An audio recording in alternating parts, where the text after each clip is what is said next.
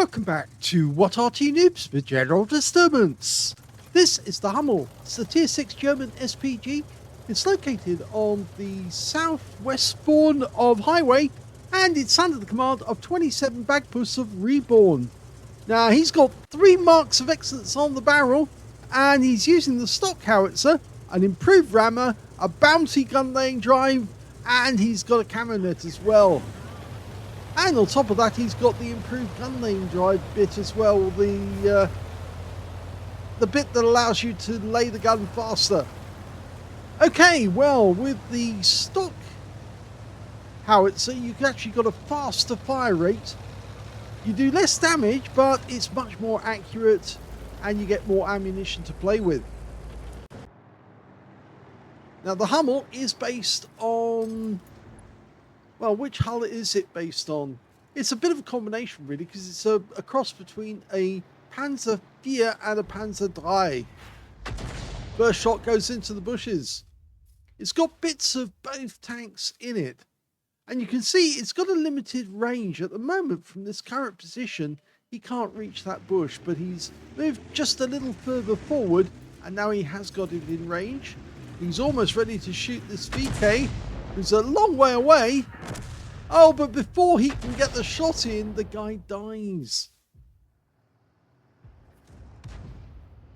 Now, the standard reload for this Arty is 25.31 seconds. And his reload is around about 20 seconds or so. We'll just check that. 20.5. There you go. Now, his alpha is 480.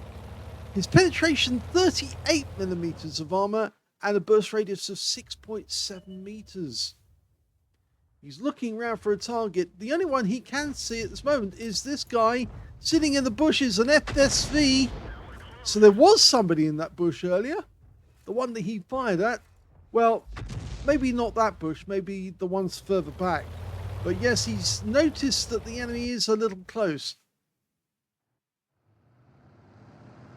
Now, they made 705 Hummels during the war, 157 as munitions carriers as well. The munitions charger was basically a Hummel without the howitzer, and it would carry all the spare ammunition they needed to use. Normally, there was one munitions charger for every 2 Hummels that went around, and oh, look at that, direct hit and a penetrating shot. He didn't kill the guy, but he certainly collected most of his hit points from that shot alone. Yes, and whenever you saw the Hummels working as a battery, there was normally 2 Hummel howitzers and 1 munitions charger to carry all their ammo for them.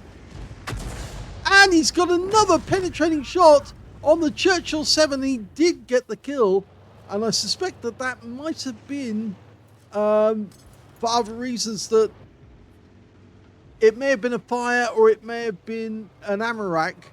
I think it's more likely a fire, actually. Oh, and that's a direct hit on the Jackson. He wiped him out. So that's his 2nd kill. It's a tier 7 game with tier 6 tanks in it. He's aiming very quickly at all these targets, but he's getting great hits on them. Okay, he lines it up ahead of target. That's it. That's the way to do it. Oh, just a fraction of a second later, he manages to, the target managed to get through the spot. But you notice how this time round the target has been tracked, and before he can get the shot in, the guy dies. So we've got this guy here now, a TOG 2. Perfect targets for a Hummel. And he gets a big hit for 229, and the guy's gone down. There's only 3 enemies left. Now there's only 2 enemies left. Or is it? No, it's... yes, it is only 2. Unfortunately, he's so far away from the enemy that he needs to move to get closer to get some damage on them. And there they are. They're right at the back of the map, on the other side of the building. So it's going to be difficult for him to get a shell over there, but he'll try.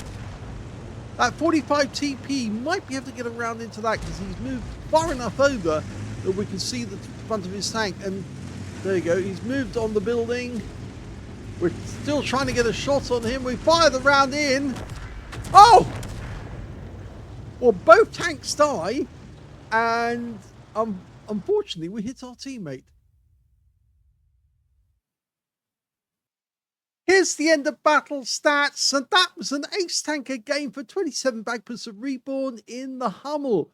He managed to get a arsonist, so yes, he did set fire to one of the enemy tanks and they burned up and died. He also got a bruise medal for getting at least 5 critical hits in this one. He got 6, and his win rate for the game was 3,420, which is super Unicum standard. But there was no other medals involved, but it was an ace tanker. Let's have a look at the team score. Well, he didn't get the highest damage in this one because that went to the SFV on his own team, who picked up a tank sniper and 2,141 hit points. Second place, though, 45 TP on the enemy team, 2,116 hit points.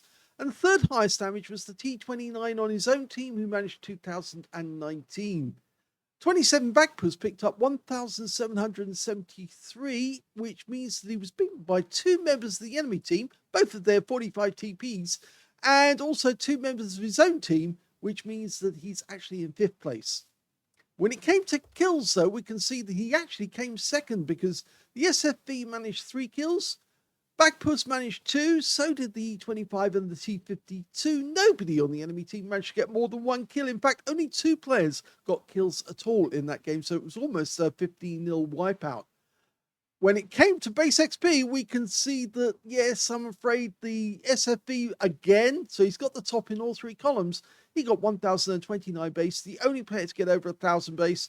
Then we've got BAGPUSS with 939, followed by the T29, who managed 883. Of course, the big difference is the fact that the T29 is tier 7, and of course, BAGPUSS is tier 6. So that's where he got the advantage. That's why he was getting extra XP every tier 7 tank he was striking. He only fired 11 rounds in that game. Yes, so didn't get off a large number of shells, but they were placed very well because he got 4 direct hits on the enemy and 3 penetrations, including 5 splash. Damage of 1,773, all of it at more than 300 meters. Damage 5 the enemy, killed 2 of them, and got 920 hit points of stun assist off 6 stuns, and I think that is where he managed to get the ace tanker. On a premium count, he actually earned 24,403 credits from the game, and he also took away 9,862 experience points, including 8,454 for completing a mission. So, the arsonist, yes, well, he got that shell into the Jackson, set light to him. Obviously, the engine bay must have gone up, and that's why all of a sudden he struck him, and then a second or so later, he died. he caught fire, and the system didn't actually tell us at the time that he was on fire, because, of course, his death occurred so quickly after being set alight. The other tanks that he actually penetrated in that game was the Churchill 7. He managed to get around into that guy. I think it was on his engine deck as well. 613 hit points, and that was a penetrating shot. He didn't penetrate the E8 Sherman, but he did penetrate the Jackson. And he also penetrated the enemy SFV, who was hiding in the bushes. And he got 430 hit points of damage on that guy, and he immediately got wiped out by his teammates shortly afterwards. So I think that shot actually helped his teammates to bag that kill. Anyway, yes, he was an ace arsonist in this one. As you can see, he got the ace tanker and he also got the arsonist. But it took us until the end of the battle to actually work out, yes, he did get it. He did set light to someone.